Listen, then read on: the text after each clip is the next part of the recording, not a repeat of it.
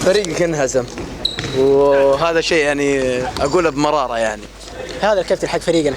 طيب عطنا اول شيء اسباب الهزيمة ايش تتوقع؟ والله يزيد هو الكابتن،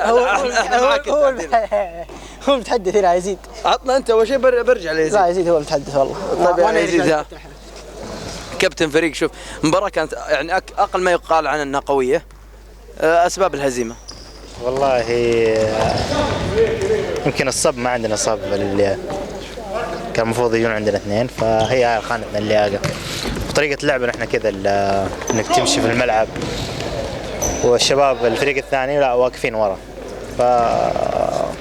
فكل اهدافهم جات مرتدة يعني باخطاء، يعني ما في هجمة مرتدة لهم او هجمة مرتبة لهم، كل هجماتهم مرتدة بس هذه. طيب عبد الله، وش بتسوون في المباراة القادمة؟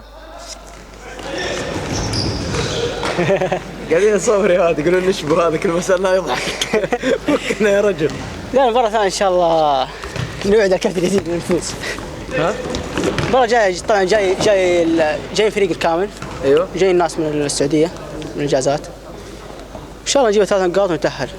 نقابل الفريق نطلع المركز الربع النهائي. نقابل الكويتيين ونعطيهم. تتوقع كذا انت؟ ان شاء الله. يعني تتحداهم انت الحين؟ ان شاء الله. يعني نزل انك انت قاعد تتحداهم.